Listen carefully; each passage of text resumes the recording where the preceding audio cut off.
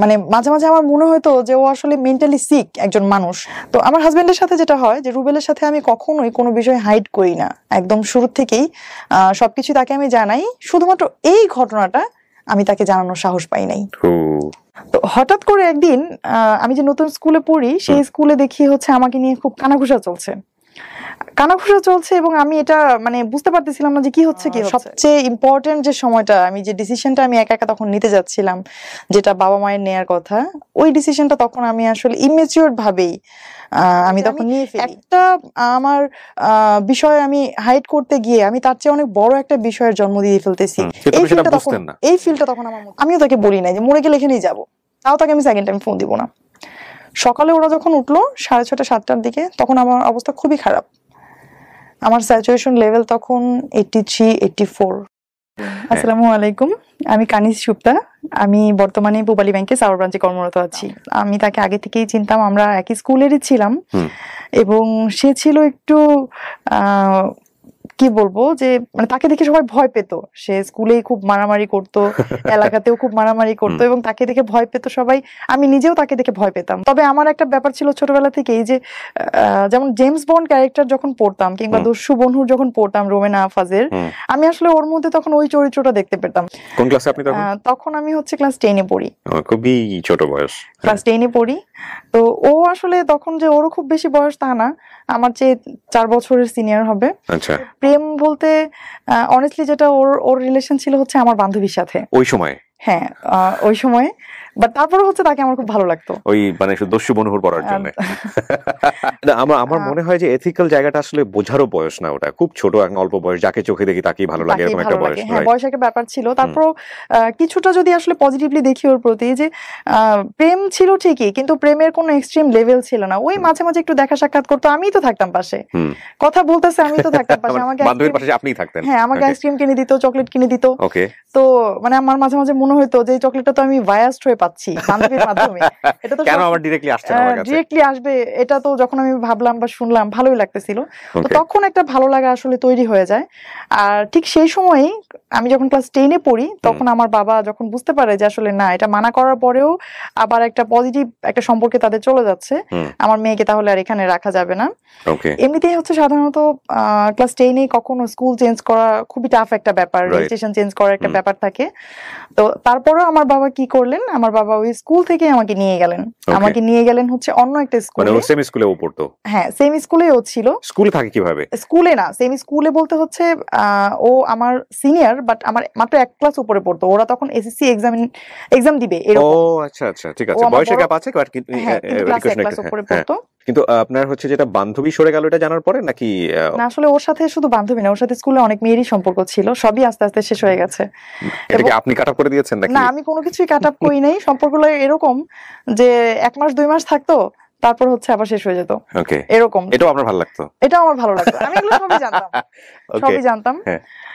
অন্য স্কুলে নিয়ে যাওয়ার পর এইটা ছিল হচ্ছে সত্যিকার অর্থে যে মনের ভেতর থেকে প্রেমের অনুভূতি, যেটা ডিস্টেন্স যখন তৈরি হয়ে গেল, আমি তাকে দেখছি না, তখন আমার মনে হচ্ছিল আমি তো এখন নাই। আমি স্কুলে থাকলে তো দেখতে পারতাম সে কার সাথে কথা বলছে, সে কার সাথে কি করছে, হ্যাঁ, আমি সবকিছুই দেখতে পারতাম। আমি কিন্তু আসলে তখনও তার সাথে আমার কোনো প্রপোজাল দিয়ে যে প্রেম, যেটা সেটা হয় নাই।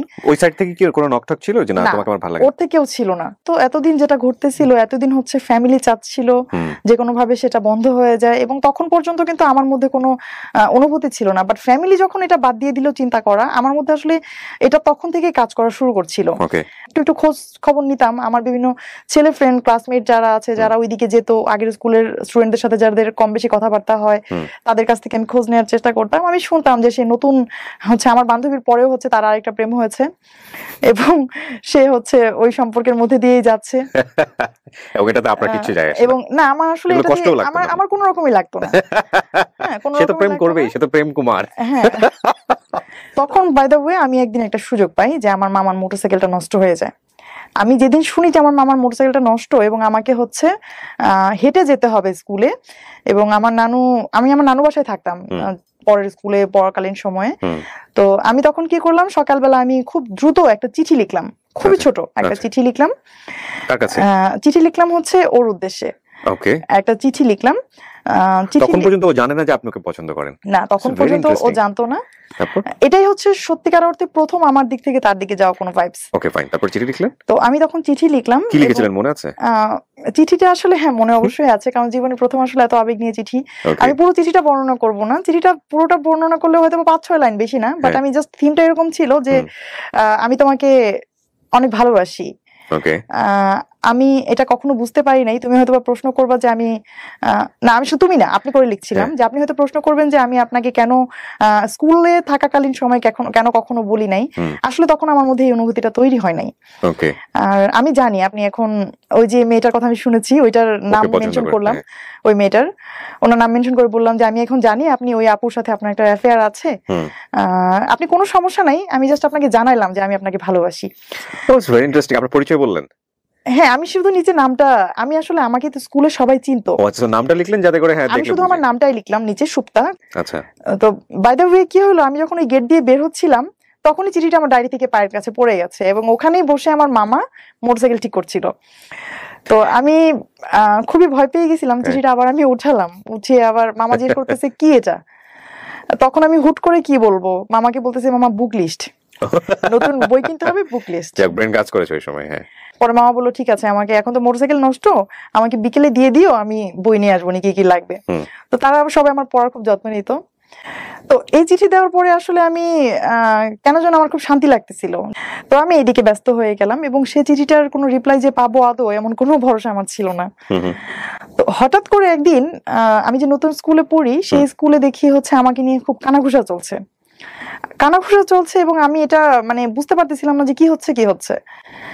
তখন আমি শুনলাম যে জয়মন্টপ থেকে একটা ছেলে আসছে, গাড়িতে করে আসছে, সাথে তার বন্ধু বান্ধব ছিল, এবং মানে এই স্কুলের হচ্ছে একজন টিচার। সেই টিচারকে সে আমার কথা জিজ্ঞেস করার পর টিচার প্রথমে তথ্য দিতে চায়নি, এই জন্য সে টিচারকে খুব বকাবকি করছে এবং বাজে ভাষা ব্যবহার করছে।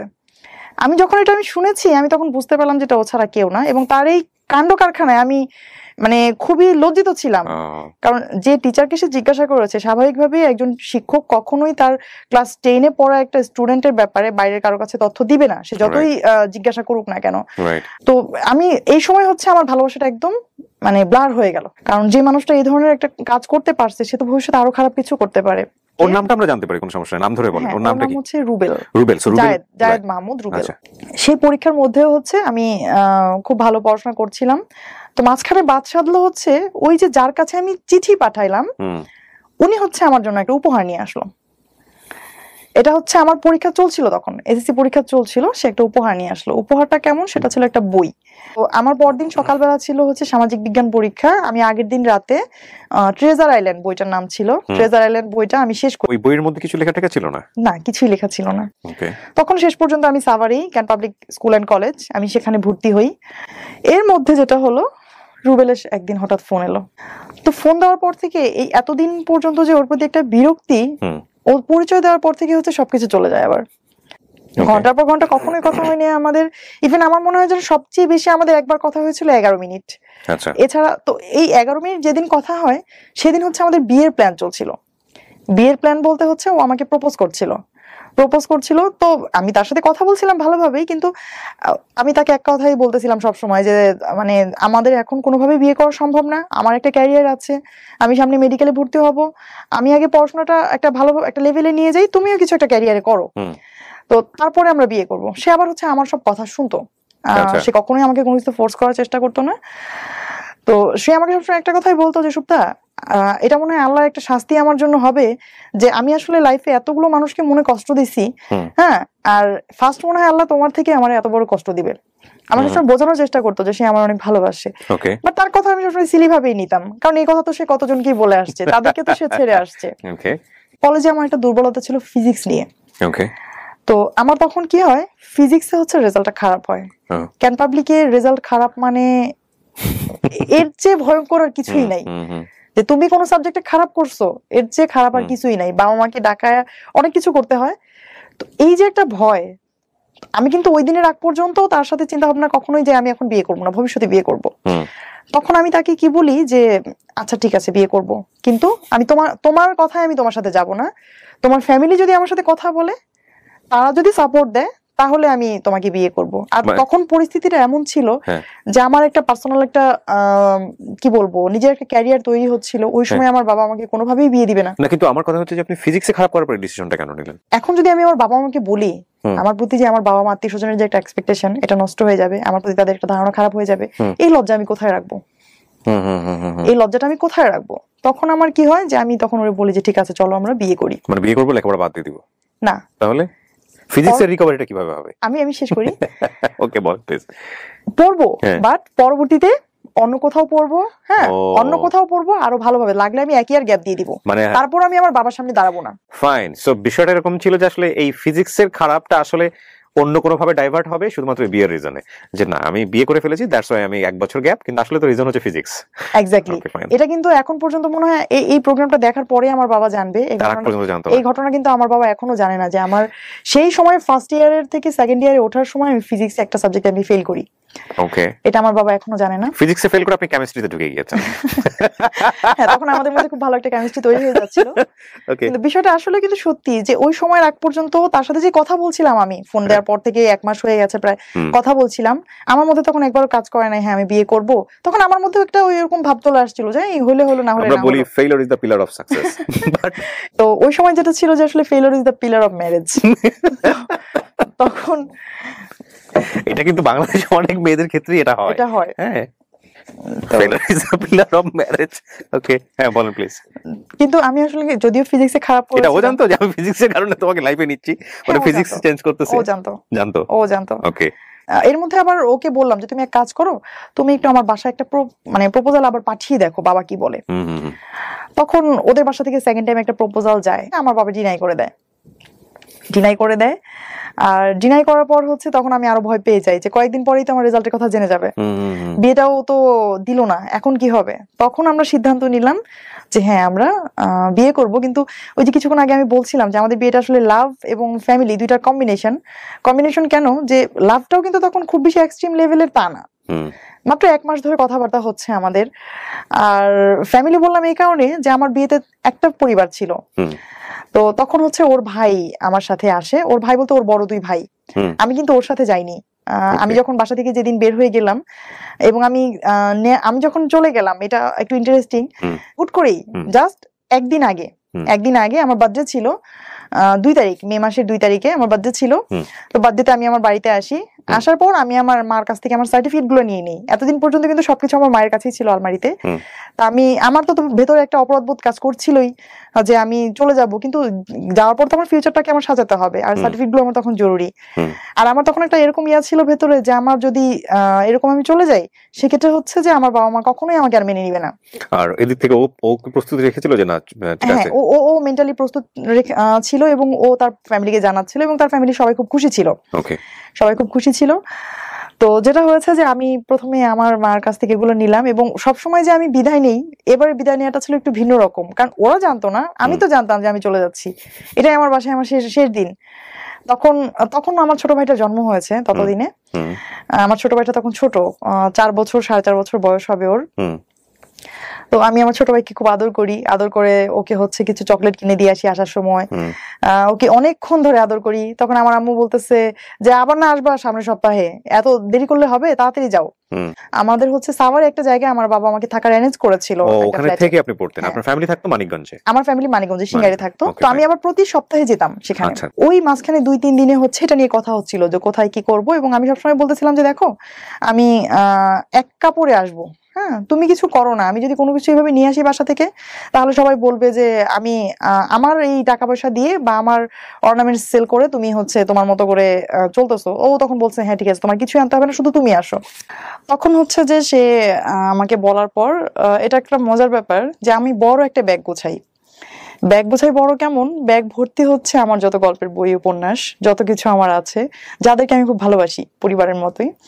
আমি সেই ব্যাগ ভর্তি করে আমার একাডেমিক বই, গল্পের বই, সবকিছু সার্টিফিকেট নিয়ে যাই। ইন এ ওয়ান ড্রেস, আমি যে ড্রেসটা পরেছিলাম তখন ও আর আমার শ্রদ্ধেয় বড় 2 ভাসুর আছেন আমার, তারা 2 জন, এই 3 জন এবং ওর আপন মামা, তারা 3 জন আসেন। এসে হচ্ছে তখন আমার বাসার সামনে এসে গাড়ি রাখেন। আমি সাভারে যে বাসায় থাকতাম, আর ওই যে ফ্ল্যাটে যাদের সাথে আমি থাকতাম ওই ভাবি তখন বেডরুমে ঘুমাচ্ছিলেন, আর রুবেল তখন জাস্ট ফ্ল্যাটে ঢুকে আমার যে ব্যাগটা ছিল ওইটা তো আমি ক্যারি করতে পারতাম না, অনেক ওয়েট ছিল, বড় ব্যাগ। তখন সে শুধু ওই ব্যাগটা নিয়ে ও নিচে চলে যায়, আর আমি আমার মতো অ্যাজ ইউজুয়াল যেভাবে বের হওয়ার কথা ওইভাবে আমি বের হয়ে চলে যাই, একদম সিম্পলি। হাতে শুধু ফোনটা ছিল। তখন হচ্ছে গাড়িতে ওঠার পর ফোনটা আমি সুইচ অফ করে দিই। তো এই হচ্ছে আসলে কি বলবো, আমার লাইফের সবচেয়ে ইম্পর্টেন্ট যে সময়টা, আমি যে ডিসিশনটা আমি একা একা তখন নিতে যাচ্ছিলাম, যেটা বাবা মায়ের নেয়ার কথা, ওই ডিসিশনটা তখন আমি আসলে ইমেচিউর ভাবেই আমি তখন নিয়ে ফেলি। আমার পরীক্ষার রেজাল্ট খারাপ করব এটা বললে বাবা মা কষ্ট পাবে, এই যে ভয়টা, আসলে ওই ভয়টা থেকে তখন আমার বের হয়ে আসা উচিত ছিল। কারণ আমি যদি তখন বলতে পারতাম, হয়তো আমার বাবা একদিন যেতেন টিচারের সাথে কথা বলতেন, এর চেয়ে বেশি কিছু হতো না। হয়তো আমার লাইফের অ্যাটলিস্ট একটা বছর নষ্ট হইতো না। যে ডিসিশনটা আমি নিয়েছিলাম একটা বছর পরে আমি আবার নতুন কোনো ইয়েতে ভর্তি হব, সেখানে ভালো পড়াশোনা করব, এই ফিল্ডটা ঢাকে। বাট একটা ওই যে একটা কথা আছে না, যে জ্বলন্ত চুলা থেকে গরম তেলের মধ্যে লাফ দেয়া, বা গরম তেল থেকে জ্বলন্ত চুলায় লাফ দেয়া, এরকম একটা ব্যাপার ছিল যে আমি একটা আমার বিষয় আমি হাইড করতে গিয়ে আমি তার চেয়ে অনেক বড় একটা বিষয়ের জন্ম দিয়ে ফেলতেছি। এই ফিল্ডটা তখন আমার মধ্যে ছিল না। তো যেটা হলো যে অ্যাজ ইউজুয়াল আমাদের বিয়ে হয়ে গেল কোর্টে, আর তখন আমার বয়স ছিল মাত্র 14+। ইন্টারে পড়ছেন আপনি? 14+ হওয়ার কথা না তো? হ্যাঁ, 14+ বললাম এই কারণে যে আমি হচ্ছে যখন স্কুলে ভর্তি হই সেটা ছিল আমার অনলি 3 ইয়ার্স, ক্লাস 1 এ ভর্তি হই যখন আমি। ও, সার্টিফিকেটও কি আপনার 14+ই ছিল? হ্যাঁ, সার্টিফিকেট আমার 14+ ছিল। আমাকে দেখে কেউ বুঝতো না, কারণ ছোটবেলা থেকে আমি একটু ওভাল কি ছিলাম, লম্বা ছিলাম, বুঝতো না। আর আমার ভাসুর আবার আরেকটা কাজ করেছিলেন, উনি একটা এফিডেভিট করেছিলেন আমার এইজের, যেটা হচ্ছে বয়স বাড়িয়ে, এবং 24 ছিল তখন এই যে সেটা ইয়াতে ওই এফিডেভিট অনুসারে। তখন আমাকে তখন খোঁজাখুঁজি চলছিল। আমি অলরেডি কিন্তু ওদের বাসায়, যে আমি কোর্ট থেকে অলরেডি বিয়ে করে চলে এসেছি, খোঁজাখুঁজি চলছিল, এবং আমি তো খুব ভয় পেয়ে গেছি। তারা আমার সাথে যতই যোগাযোগ করতে চেষ্টা করছিল, আমি কারোর সাথে কথা বলবো না, ফোনে আমি কারোর সাথে কথা বলবো না, যা কথা বলার তোমরা বলো। আমার হাজবেন্ডকে বলছিলাম যে যা কথা বলার তোমরা বলো, আমি কোনো কথা বলবো না। যে আমি কথা বললে তো আমাকে জিজ্ঞাসা করবে, যে এরকম কিছু করার আগে তো একবার বলতে পারতাম। তো তাদের সাথে হচ্ছে আমাদের ওই ঘটনার পর থেকে বাবা মার সাথে প্রায় 6 মান্থ আমার কোনো কথাবার্তা কোনো কিছুই হয় নাই, এবং আমার শ্বশুরবাড়িতেই হচ্ছে আমি ধীরে ধীরে অ্যাডজাস্টমেন্টে চলে যাই। আচ্ছা। এবং এরপর ফার্স্ট অবস্ট্রাগলটা যেখানে আসে, যাদেরকে আমি ডিপেন্ড করে আমি ওই বাড়িতে যাই, আমার ভাসুরা যারা আছেন তারা হ্যাপি যে ছোট ভাই বিয়ে করেছে, বউ পেয়েছি, এই পর্যন্তই তাদের দায়িত্ব। বাট আমার ফিউচার, আমার ক্যারিয়ার তৈরি কিন্তু তাদের দায়িত্বের মধ্যে পড়ে না। স্বাভাবিকভাবেই তারা কোনো কিছু না করলেও তাদেরকে ফোর্স করতে পারবো না। এদিকে তখন রুবেলও তো হচ্ছে কোনো আয় করতো না, স্বাভাবিকভাবেই একটা তখন দেখা যাচ্ছে খুব ছোট যদি কোনো নিডও হতো, যে 50 টাকা 100 টাকা নিডের কথা হলেও হচ্ছে কাউকে না কাউকে বলতে হতো যে এই জিনিসটা আমার লাগবে। তো এই জিনিসটা খুব আমার ভেতরে কাজ করতো, যে আমার নিজেকে খুব ছোট মনে হতো, যে কারণ এইরকম সিচুয়েশনে তো কখনো পড়ি নাই। ফার্স্ট টাইম ইউ রিয়ালাইজ না, রিয়েল লাইফটা রিয়ালাইজ করতেছেন। তখন হচ্ছে প্রথম আমার মনে হলো যে না, আসলে তো এটা খুব জরুরি ছিল যে একটা কিছু করে একটা ফিনান্সিয়াল সাপোর্ট তৈরি করে বিয়েটা করা। ফার্স্ট ধাক্কাটা আসে হচ্ছে আমার পড়াশোনা নতুন করে শুরু করায়, কলেজ চেঞ্জ। যে আমাকে তো ওই কলেজে তো আমি আসলে নতুন করে পড়ার কোনো সুযোগ ছিল না, কারণ আপনি তো জানেন ক্যান পাবলিকে হচ্ছে ম্যারিড হলে হচ্ছে খুব টাফ। আর আমি যেহেতু আনম্যারিড অবস্থায় ভর্তি হয়েছিলাম, তারপর আমি পড়াশোনা করতে পারতাম হাইড করে, যদি হচ্ছে আমার ওই ফিলটা না আসতো। এখন তো হচ্ছে আমার হাজবেন্ডকে আমি শো করতে পারবো না আমি যদি আনম্যারিড হয়ে ওখানে পড়াশোনা করতে যাই, আর বাবা মার সাথে তো কোনো সম্পর্কই নাই, সুতরাং আমি তো ক্যান পাবলিকে পড়তে পারবো না। তখন এনিহাউ আমি নতুন একটা কলেজে ভর্তির সিদ্ধান্ত নেই। সিদ্ধান্ত নেওয়ার পর তখন কলেজে ভর্তিতে আসলে খুব বেশি টাকা লাগতো না, বর্তমান সময়ের পরিপ্রেক্ষিতে খুব বেশি টাকা লাগতো না। বাট ওই টাকাটাই তখন ওই মুহূর্তে আমার জন্য খুব টাফ হয়ে গিয়েছিল, যে টাকাটা আমাকে কে দিবে। তখন হচ্ছে আমার ভাসুরদেরকে হচ্ছে আমার হাজবেন্ড বোঝায় যে ঠিক আছে, অ্যাটলিস্ট ওকে ইন্টারমিডিয়েট পর্যন্ত পড়াও, ইন্টারমিডিয়েটটা পাস করুক, তারপরে দরকার হলে ও একটা প্রাইমারিতে ঢুকে যাবে বা কোথাও ঢুকে যাবে। তো তখন পর্যন্ত আমার ভাসুররা ওই হ্যাঁ নার মধ্যেই ছিল, যে পড়বে কি পড়বে না। আসলে গ্রামে একান্নবর্তী পরিবার, তারা চায় একটা বউ, তারা তো কলেজের ছাত্রী চায় না। এটা খুব স্বাভাবিক যে তাদের দরকার বউ, তো বউ পড়াশোনা করবে, এটা আসলে তাদের জন্য খুব অনেক দূরের চিন্তা। আর এটা আমাদের গ্রামে কখনো হয়ও না যে একটা বাড়ির বউ পড়াশোনা করে, কারণ মেয়েরাই পড়াশোনা করে না কেউ ভালোভাবে ওই সময়ে। এই জায়গাটা থেকে হচ্ছে আমার আশেপাশে পরিচিত যারা ছিল, এক কথায় আমি যাদের কাছে মধ্যমণি হয়েছিলাম একটা সময়, আত্মীয় স্বজন পাড়া প্রতিবেশী সবাই হচ্ছে তখন আমার হাজবেন্ড সম্পর্কে কিছু ব্যাড কমেন্টস করতো হচ্ছে যে ওদের সম্পর্কটা থাকবে না এবং ওই ছেলের সাথে কোনোভাবেই ও অ্যাডজাস্ট করতে পারবে না এবং তার ক্যারিয়ারটা শেষ হয়ে গেল, এই ধরনের বিভিন্ন কথাবার্তা বলতো, যেটা হচ্ছে ওকে খুব কষ্ট দিত। বাট আমার অভিজ্ঞতাটা তখন ধীরে ধীরে চেঞ্জ হচ্ছিল। এইরকম যে প্রেমিক হিসেবে সে যতটুকু খারাপ, একজন হাজবেন্ড হিসেবে সে তার চেয়ে শতগুণ ভালো।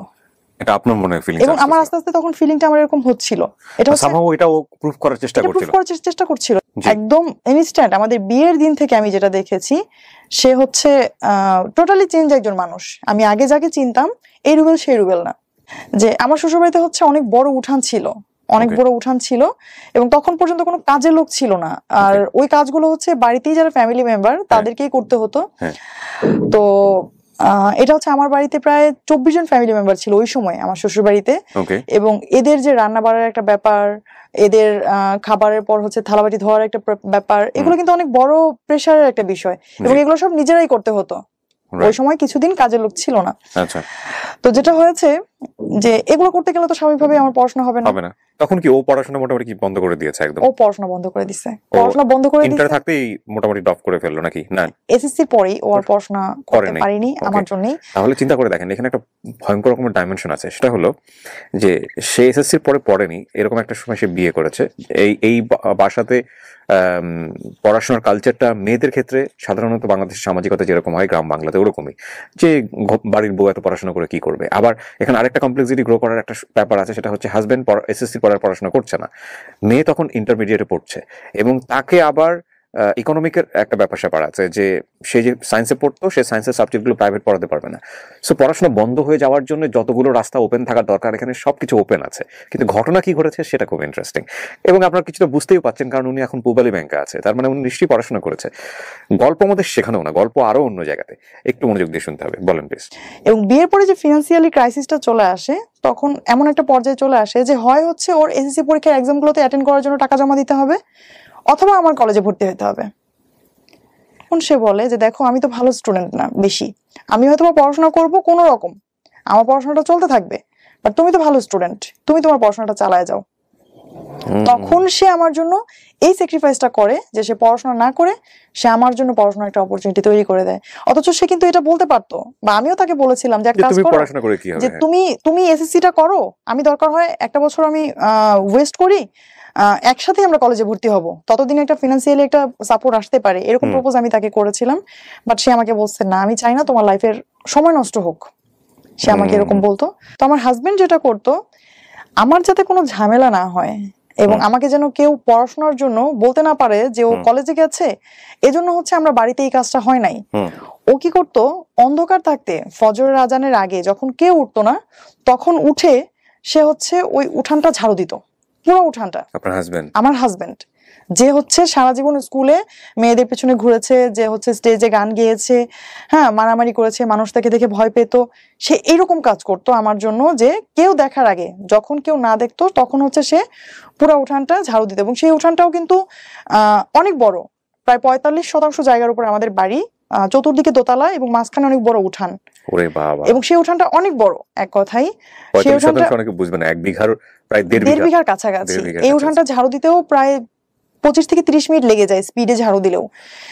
তো সেই কাজটা সে করতো, আসলে অনেকটা স্কুলের মতোই দেখতে, চতুর্দিক থেকে দোতলা, হ্যাঁ চতুর্দিকে দোতলা, এবং ডিজাইনটা অনেকটা স্কুলের মতোই, যে কোনো রুমের সাথে কোনো অ্যাটাচড বাথরুম নাই, একদম প্রত্যেকটা লাইনের শেষে হচ্ছে ওয়াশরুম, পুরোনো আমলে জমিদার বাড়ির মতো একটা। তো ওদের কিন্তু ফ্যামিলি ওয়েলদি ছিল, 1.5 বিঘা জমির উপর বাড়ি হলে ওয়েলদি হওয়ার কথা, এবং গ্রাম অঞ্চলে। কিন্তু ও হচ্ছে স্যাক্রিফাইস গুলো করতো, কারণ হচ্ছে ওর পার্সোনাল কোনো ইনকাম ছিল না, এটা ওর মধ্যে খুব কাজ করতো, যে এটা নিয়ে যেন কেউ কিছু কখনো বলতে না পারে। তো সে যখন ওই উঠানটা ঝাড়ু দিত, এমনও হয়েছে কখনো যে আমি ঘুমিয়ে আছি, আমি জানি না সে যে উঠান ঝাড়ু দিচ্ছে, আমি জানি না। তো সে হচ্ছে এগুলো করতো, করে সকালে যদি কেউ জিজ্ঞেস করতো কে করছে, বলতো যে সুপ্তা কলেজে যাওয়ার আগে এগুলো সব শেষ করে গেছে। ওই যে বললাম যে আমি যখন স্কুলে ওকে চিনতাম যে সময়টাতে, সে সময়টাতে ছিল হিরোর মতো, কল্পনায় হিরোর মতো, তার স্টাইল ছিল অন্যরকম। হিরো এখন বাসন মাজছে, তার হিরো এখন গান ঝাড়ু দিচ্ছে। C this is the change. এবং এগুলো কিন্তু সংসার জীবনে খুবই গুরুত্বপূর্ণ। কেন বলছি, একটু সামনের দিকে যখন আমরা যাবো তখন বুঝবো আর কি। Ghibli ball please. কলেজে আসতে হচ্ছে মানিকগঞ্জ থেকে সাভারে জার্নি করে, আমি তখন কনসিভ করেছি।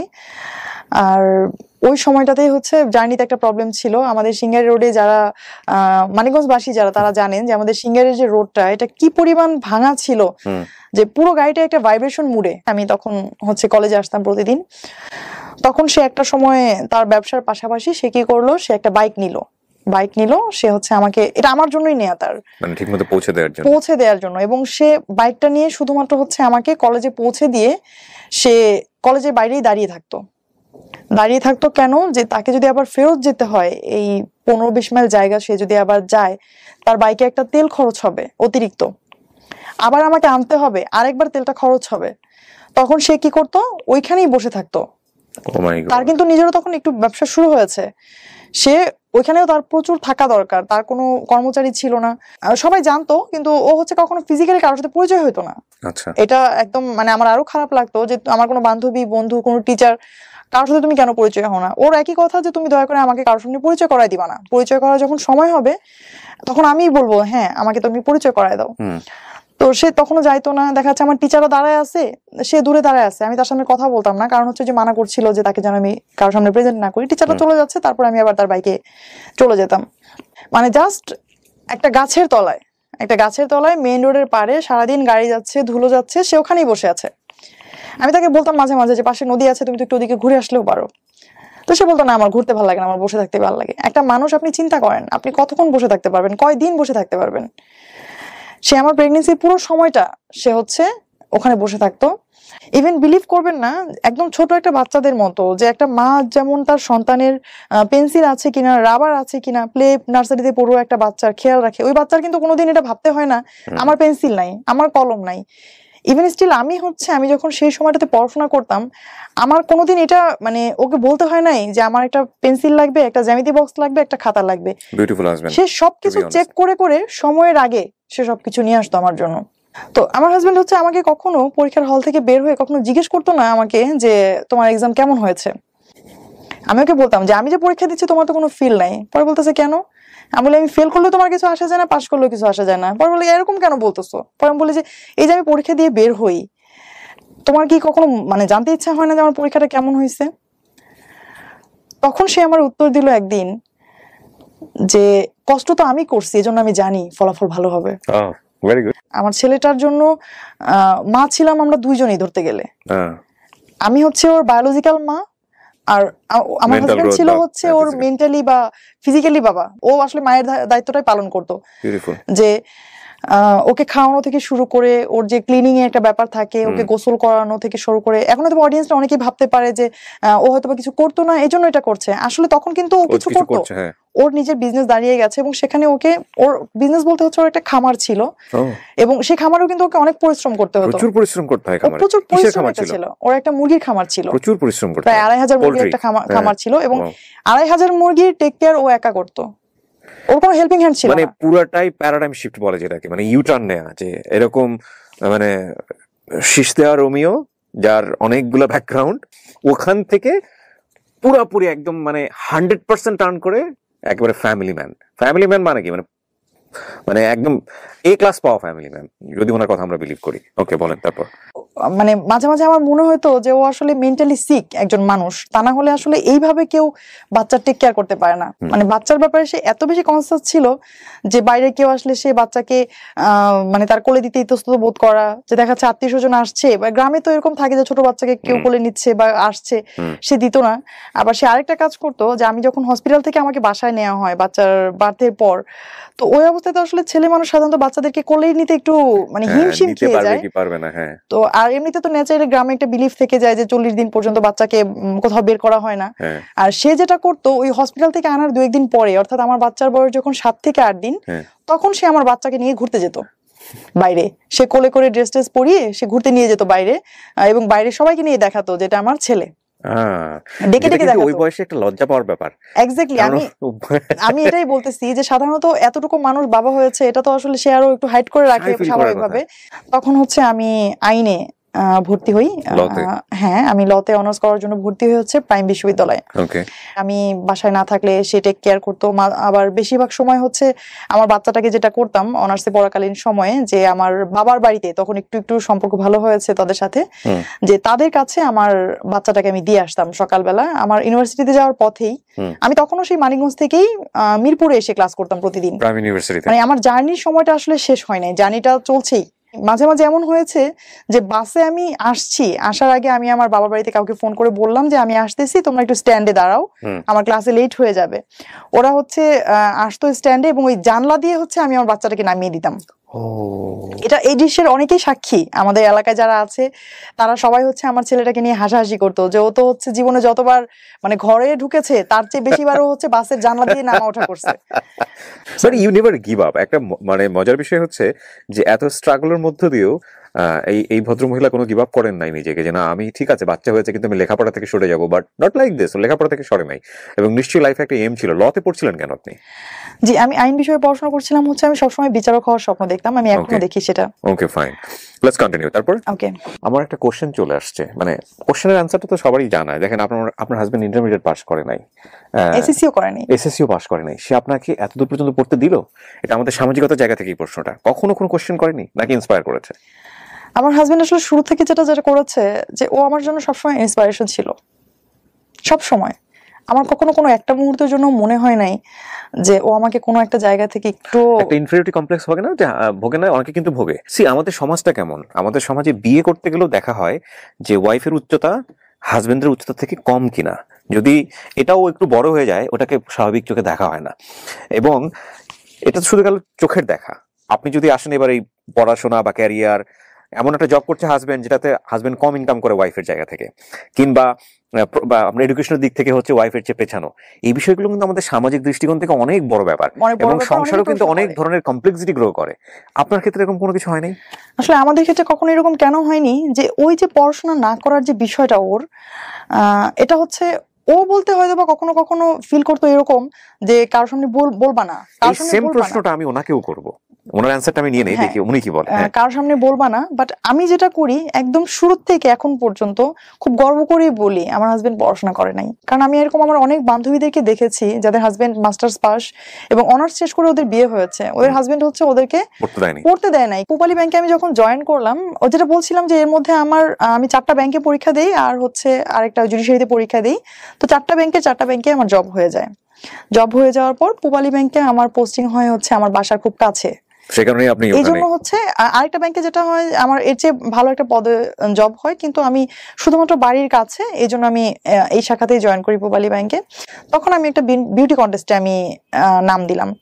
তো আমার হাজবেন্ডের সাথে যেটা হয় যে রুবেলের সাথে আমি কখনোই কোনো বিষয় হাইড করি না, একদম শুরু থেকেই সবকিছু তাকে আমি জানাই। শুধুমাত্র এই ঘটনাটা আমি তাকে জানানোর সাহস পাই নাই।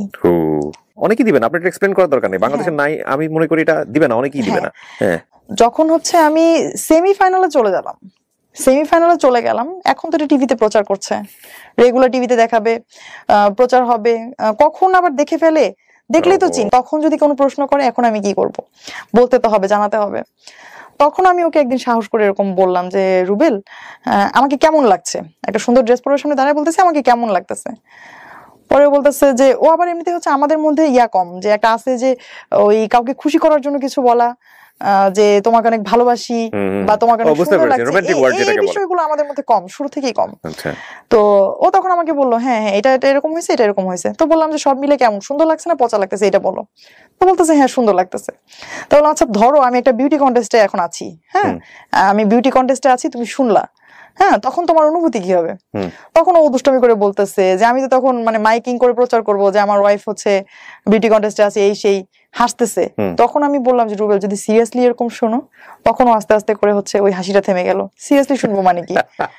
পরে তখন ওরে মানে একদিন পরে আমি আবার বলতেছি রুবেল আমি কালকে যেটা বললাম আসলে কিন্তু বিষয়টা এরকম। তখন হচ্ছে ও প্রথমে একটু রেগে গেল রেগে গেল হচ্ছে আমাদের মধ্যে আসলে যে এতক্ষণ যেটা বলতেছিলাম যে ভালোবাসার যে বিষয়টা, কেয়ারিং এর যে বিষয়টা, এইটা যেমন তীব্র আমাদের মধ্যে কিন্তু রাগও তীব্র। রাগ হচ্ছে আমরা দুজনের সাথেই প্রচন্ড, এবং আমাদের এটা খুব কমন যে প্রতিদিন কমপক্ষে একবার হলেও ঝগড়া হয় যে কোনো বিষয় নিয়ে, এবং ঝগড়াটা এরকম যে ঝগড়া হচ্ছে 10 মিনিট পরে আবার খুব স্বাভাবিকভাবে কথাবার্তা, কিছু হয়ই নাই। এটা খুব জরুরি, ঝগড়াও জরুরি, এই মিনিমাইজেশনটাও খুব জরুরি সংসার জীবনে। জি। তো তাকে আমি জানালাম, জানানোর পর সে প্রথমে তো আমার বাবাকে ফোন দিল, মাকে ফোন দিল। এতদিনে কিন্তু এই যে এতগুলো বছরে তাদের সাথে কিন্তু তার এত ভালো একটা সম্পর্ক হয়ে গেছে যে তাদের কাছে হচ্ছে আমার চেয়ে তার প্রায়োরিটি বেশি হয়ে গেছে এখন। তো এনিহাউ আমি আমার বাবা মাকেও বোঝালাম, ওকেও বোঝালাম যে দেখো আমি যে পর্যায়ে এসেছি, যতটুকু করেছি, এই যে প্রায় 80,000 থেকে 5,000, 5,000 থেকে 100, 100 থেকে 28 থেকে এখন আমি সেরা 17তে আছি। এখনো তুমি যদি আমাকে মানা করো রুবেল, আমি আর একদিনও এখানে যাব না, তুমি বিলিভ করো। তুমি আমাকে মানা করবা, আমি সুপ্তা সেখানে যাব না, ঠিক আছে? বাট তুমি এতটুকু আমার উপর ভরসা রাখবা, আমি কখনোই জীবনে এমন কোনো কাজ করব না যেটা তুমি কোনোভাবে শুনলে তুমি কষ্ট পাবা। তোমাকে কষ্ট দেওয়ার মতো কোনো কিছু আমি কখনো করবো না। তখন ও বলতেছে যে ঠিক আছে, সে আমার এখানে কোন ড্রেস পরবো, কি করব, তার একটাই বিষয় ছিল যে তুমি কন্টেস্টে যাবা, বাট তোমার মধ্যে যেন শালীনতা থাকে। আর শেষ পর্যন্ত আল্লাহর রহমতে আমি এখানে সেকেন্ড রানার আপ নির্বাচিত হই। ওকে, কি ছিল কন্টেস্টটা? এটা ছিল হচ্ছে মিসেস মিলেনিয়াম ইউনিভার্স 2020। কারা করেছিল এটা? এটা করেছিল হচ্ছে মিডিয়া পার্টনার ছিল এটিএন বাংলা। আচ্ছা। আর মালয়েশিয়া বাংলাতে দেখিয়েছে। হ্যাঁ, এটিএন বাংলাতে দেখিয়েছে। কত সালে এটা? এই যে রিসেন্টলি হলো না? রিসেন্টলি ফেব্রুয়ারিতে হয়েছে 2020 এ। ও, সো আপনাকে তো অনেকে চিনবে তাহলে। অবশ্য আমি এই ধরনের অনুষ্ঠান তেমন একটা দেখি না, যে কারণে আমি আসলে রিকগনাইজ করতে পারছি না। না, আমাদের আবার এখানে একটা ব্যাপার হয়েছে যে আমাদের প্রোগ্রামের পরে এটার প্রচারণা কম হয়েছে, কারণ করোনার কারণে সবকিছু ওই ফেব্রুয়ারির পর থেকেই তো সারা বিশ্বেই একটু ইয়া হয়ে গেছে। এই জন্য হচ্ছে আমাদের এই অনুষ্ঠানটা পরবর্তীতে আর মানুষের সামনে তেমন ভাবে প্রেজেন্ট করা হয়নি। আমি কিছু টিভি উপস্থাপনার সাথেও জড়িত। আমি কিছু আইন বিষয়ক প্রোগ্রাম আমি উপস্থাপনা করি, এটিএন বাংলাতেও আছি। তো দর্শকরা হয়তো অনেকে আমাকে দেখেছেন। তো আমি সবসময় একটা জিনিস খেয়াল রাখি যে আমার ক্যামেরার সামনে আমি বসে আছি, ক্যামেরার পেছন থেকে আমাকে যারা দেখছেন ওইখানে কিন্তু শুধুমাত্র আমার দর্শক নাই, ওইখানে আমার বাবা বসে আছে, আমার হাজবেন্ড বসে আছে। এই চিন্তাটা আমার মাথায় থাকে সবসময়। তো এই ছিল হচ্ছে আমাদের সত্যিকার অর্থে এতদিন পর্যন্ত It's a huge support, man. আমি চিন্তা করতে পারি না যে একটা মানুষ যে লেখাপড়া বেশি দূর যেতে পারেনি, সে তার ওয়াইফকে এত বড় সাপোর্ট দিয়ে গেছে, এবং সবচেয়ে এক্সট্রিম লেভেল। বাংলাদেশে উনি যেটা বলছিল যে মিডিয়া সম্পর্কে সাধারণ মানুষের যে conception, that is absolutely true. কেউ এরকম একটা কমপ্লেক্স সিচুয়েশন আছে মিডিয়া সম্পর্কে, একটা অবজারভেশন, সেখান পর্যন্ত এই ভদ্রলোক সাপোর্ট দিয়ে গেছে যে ঠিক আছে আমার ওয়াইফ সেখানেও কাজ করবে। Wow, I must salute you sir, first of all. আর গল্পটা আরো বাকি, টুইস্ট আরো সামনে। কেন বলছি সাম্প্রতিক সময় এটা একটা খুবই জরুরি গল্প। এরই মধ্যে লাস্ট রোজাতে আমি অসুস্থ হয়ে যাই, হঠাৎ করে অসুস্থ হয়ে যাই। এটা ছিল হচ্ছে মে মাসের দ্বিতীয় সপ্তাহ। আমি অসুস্থ হয়ে যাই 2020-এ। তো অসুস্থ হয়ে যাওয়ার পর আমি প্রথমেই আমি আগেই বলেছি যে আমি কোনো কিছুই আবেগ দিয়ে চিন্তা ভাবনা করার আগে চিন্তা করি হচ্ছে এর সমাধানটা কি। আর বর্তমানে যেহেতু সারা দেশে একটা প্যান্ডেমিক একটা সিচুয়েশন ক্রিয়েট হয়ে গেছে, তো আমি কি করেছি যে আমি সাথে সাথে আমার ডাক্তারের সাথে কনসাল্ট করেছি। তো ডক্টর আমাকে প্রাইমারি কিছু মেডিসিন দিলেন। মেডিসিন দেওয়ার পর হচ্ছে আমি গেলাম টেস্ট করার জন্য। যখন ওই মেডিসিনও কাজ হচ্ছিল না, টেস্ট করার জন্য, তখন আমার যেটা হয়েছে যে আমার তখন ঠান্ডা, সর্দি, যেটা গলা ব্যথা, সিম্পটম থাকা, মাথা ব্যথা, জ্বর, সবকিছুই ছিল এক কথাই। মানে এগুলো কি এমন কোনো কিছু টের পাচ্ছিলেন যেগুলো সাধারণত আগে হয় নাই? গলা ব্যথাটা অনেক বেশি লাগতেছে বা এরকম কোনো কিছু? আমার আবার একটা ব্যাপার হচ্ছে আমার আগে থেকেই রাতে জ্বর আসার একটা প্রবণতা আছে। আচ্ছা। আর একটু ফ্যানের বেশি বাতাসে থাকলে, এসিতে থাকলেই হচ্ছে আমার এরকম হয়। তো এসিতেও 2 দিন ঘুমানো হয়েছে রাতে, তো সেজন্য হতে পারে। তো আমি তখন কি করলাম, আমি গেলাম কোভিড টেস্টের জন্য গেলাম। যাওয়ার পর হচ্ছে আমাদের ওখানে ব্যবস্থাপনা খুব সুন্দর ছিল সাভারে। তো আমি যাওয়ার পর আমার টেস্টের রেজাল্ট আসলো নেগেটিভ। এটা হচ্ছে মের 18 তারিখে আমি টেস্ট করি, 19 তারিখে আমার রেজাল্ট আসে নেগেটিভ। তো এর মধ্যে তো আমি মেডিসিন নিচ্ছি, ডক্টরের অ্যাডভাইস অনুসারে মেডিসিন নিচ্ছি। নেয়ার পর হচ্ছে আমি এদিকে ঈদে আমাদের যেহেতু সাভার থেকে আমাদের বাড়ি যেখানে খুব কাছে, না যাওয়ারও কোনো অজুহাত নাই। তো আমরা ঈদে এই করোনার প্রেক্ষাপটেও আমরা গেলাম, ওখানে গেলাম। তো ওখান থেকে যখন আমি ফিরেছি তখন কিন্তু আমার এতদিনে যে সিমটম গুলো করোনার, ওগুলো আমার অলমোস্ট হচ্ছে কেটে গেছে। আর একটা সমস্যা যেটা আছে যে আমার প্রতিটা রাতেই জ্বর আসতো, আর আমি কোনো স্মেল পেতাম না নাকে। এটা আমি অনেকের কাছেই শুনছি এখন যে করোনাতে যারা এফেক্ট হচ্ছে তারা স্মেলটা পাচ্ছে না, স্মেল পেতাম না। আর আমি যেটা করেছি যে আমি আবারও গেলাম টেস্ট করতে, যে আমি যদি এফেক্ট হয়ে থাকি, আমি হয়তো বা আগেটা ফলসও আসতে পারে, বিভিন্ন জায়গায় এরকম শুনছি। তো আমি আবার টেস্ট করতে গেলাম।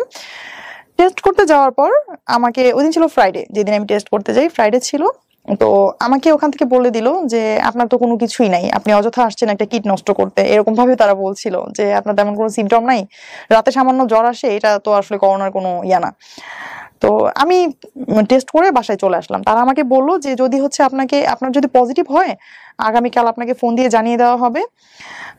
তার আগে আসলে মেসেজ গুলো তেমন আসতো না, আইডিসিআর থেকে আসতো না। তো আমাকে জানাইলো যে আপনাকে ফোন দিয়ে জানিয়ে দেওয়া হবে, আর যদি ফোন না যায় তাহলে আপনি ধরবেন নেগেটিভ। ওকে।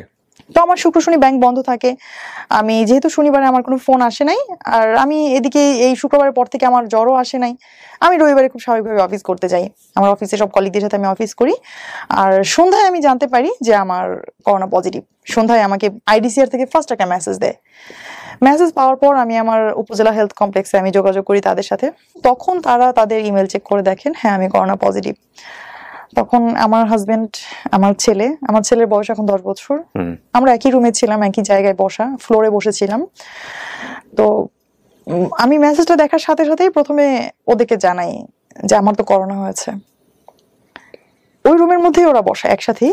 তো আমি ওকে জানাইলাম যে তোমরা দূরে যাও, আমার করোনা হয়েছে, আমার কাছে কেউ আইসো না। তখন আমার হাজবেন্ড হেসে দিছে যে যদি কিছু হয় তো এতক্ষণই হয়ে যেত, তোমার সাথে তো আমরা কবে থেকেই আছি, এই মুহূর্তে দূরে যাওয়ার কি আছে। তারপর আমার বাচ্চা আসছে আমাকে গলা জড়ায় ধরে কান্না করার জন্য, আমি ওকে সরাই দিচ্ছি যে না বাবা, যতক্ষণ আমি জানতাম না ততক্ষণ জানতাম না, যখন আমি জানি আমার করোনা হয়েছে তখন আমি অবশ্যই আমি চাইবো না তোমরা কেউ আমার কাছে থাকো, আর যেহেতু আমি সুস্থ আমি সবকিছু করতে পারছি। তো সাথে সাথে আমি আমার সেপারেট একটা রুমে চলে গেলাম আইসোলেটেড থাকার জন্য। আর আমি আমার ব্রাঞ্চের যে আমাদের ব্রাঞ্চ ম্যানেজার স্যার, আমি তাকে ফোন দিয়ে জানালাম যে স্যার একটা মিস্টেক হয়ে গেছে, আমি তো জানতাম না আমার করোনা, আমি তো আজকে সারাদিন ব্যাংকে ছিলাম, আর আমি যে সেকশনে কাজ করি ব্যাংকে, আমি বিদ্যুৎ বিল সেকশনে কাজ করি, এখানে হচ্ছে প্রতিদিন আমাকে শত শত মানুষকে ডিল করতে হয়। তো উনি আমাকে সাথে সাথে যেটা করলেন যে আমার ভেতর থেকে যে একটা গিলটি ফিল হচ্ছিল অফিসে আসার জন্য, উনি সাথে সাথে এটা ইয়া করে দিলেন যে আপনি তো জানতেন না, আপনি কেন মন খারাপ করছেন, আপনি শোনেন, আপনি আমাকে এভাবে বলছিল যে কানিজ আপনি মনোবল হারাবেন না, আমরা জানি আপনি স্ট্রং একজন মানুষ, আপনি দ্রুত রিকভার করবেন। তো উনি হচ্ছে সাথে সাথে আমাদের হায়ার অথরিটিজে যারা আছেন তাদেরকেও জানালেন, এবং অফিস থেকেও আমাকে বেশ ভালো সাপোর্ট দিচ্ছিল মেন্টালি। আর বাসায় আমি যেটা করলাম, আমি সাথে সাথেই আলাদা রুমে চলে গেলাম। আমার বাইরে থেকে হচ্ছে আমার হাজবেন্ড, তারপর হচ্ছে আমার বাসায় একজন ভাতিজি আছে আমার, ওরা দুইজনই হচ্ছে আমাকে খুব সাপোর্ট দিত। আর আমার ছেলের সাথে হচ্ছে আমি ভিডিও কলে কথা বলতাম, ওকে আমার রুমের সামনে আমি আসতে অ্যালাউ করতাম না, অন্য রুমে থাকতো, সেখান থেকে ভিডিও কলে আমরা কথা বলতাম, এবং ওরা সবসময় সবাই চাইতো যে আমি যেন খুব হাসি খুশি থাকি। তো আমার হাজবেন্ড বলতো যে না কোনো কিছুই হবে না, তুমি দরজা লাগানোর প্রয়োজন নেই, তোমার ভেতরে একা খারাপ লাগবে। তো আমি রুমের ভেতরে থাকতাম, ওরা কি করতো জাস্ট রুমের সামনেই বসে থাকতো, আমি যতই মানা করতাম যে দূরে যাও, ও ওখান থেকে যাইতো না। ওই দিন আবার কি হয়েছে, ওই যে আমি যেটা বলছিলাম যে আমাদের প্রায় ঝগড়া হয়, করোনার মধ্যেও সেটা থেমেছিল না, ওই দিন হচ্ছে তার সাথে আমার একটু ঝগড়া হয়েছে ঘুমানোর আগে, এবং তার সাথে জিদ করে আমি আমার রুমে সেদিন মশা টশি কিছু টানাই নাই, ওইভাবে ঘুমাইছি। এবং এটা সে খুব মানে তার ইয়াতে লাগছে যে আমি কেন এইগুলো করলাম, আমি এমনিতে অসুস্থ, আমি কেন এই জিদটা দেখাইলাম। সে হচ্ছে ফোন দেওয়ার পরে, সে হচ্ছে 3-4 বার ফোন দেওয়ার পর সে একবার উঠে আসছে। উঠে আসার পর আমি তাকে বলছি আমার বুকে অনেক ব্যথা করতেছে রুবেল, আমি কি করব। আমি তখনও জানি না যে এটাই হচ্ছে শ্বাসকষ্টের ইয়া, বলতেছি যে আমার বুকে খুব ব্যথা করতেছে, আমার দম বন্ধ হয়ে আসতেছে, আমি শ্বাস নিতে পারতেছি না। এমন বলতেছে পানি খাও, পানি খেয়ে ঘুমাও, ঠিক হয়ে যাবে, একথা বলে ওর আগের সাথে চলে গেছে। ঠিক আছে, মানে এটা একটা ইয়া যে মানে সারা এই যে 4-5 দিন ধরে আমি বাসায় 31 তারিখ থেকে 5 তারিখ পর্যন্ত এই কয়দিন সে কিন্তু ওইখানেই, আমার প্রত্যেকটা প্রয়োজন সে সেকেন্ডের আগে হাজির করতো, আমি তাকে বলার পরও হচ্ছে সে চলে গেল। আমি ওই অভিমান থেকে তাকে আর ডাকি নাই। আচ্ছা, আমি আর তাকে ডাকি নাই, মানে আমার মধ্যে হচ্ছে আসলে ভালোবাসা পেতে পেতে এমন একটা অবস্থা তৈরি হয়ে গেছে যে সামান্য একটু এদিক হলেই না আমার সেটা সহ্য হয় না। আমিও তাকে বলি নাই যে মরে গেলে এখানেই যাবো, তাও তাকে আমি সেকেন্ড টাইম ফোন দিব না। সকালে ওরা যখন উঠলো 6:30-7টার দিকে, তখন আমার অবস্থা খুবই খারাপ, আমার স্যাচুরেশন লেভেল তখন 83-84 অক্সিজেন লেভেল। আমার বাসায় অক্সিমিটার ছিল, বারবার দেখছিলাম। তো সকালে যখন আমার ওই যে ভাতিজি জিজ্ঞেস করলো যে মামুনি তুমি কিছু খাবা, আমি তখন কথা বলতে পারতেছি না, তখন হচ্ছে ওকে জাস্ট আমি ওই অক্সিমিটারটা চেক করে ছুড়ে দিলাম।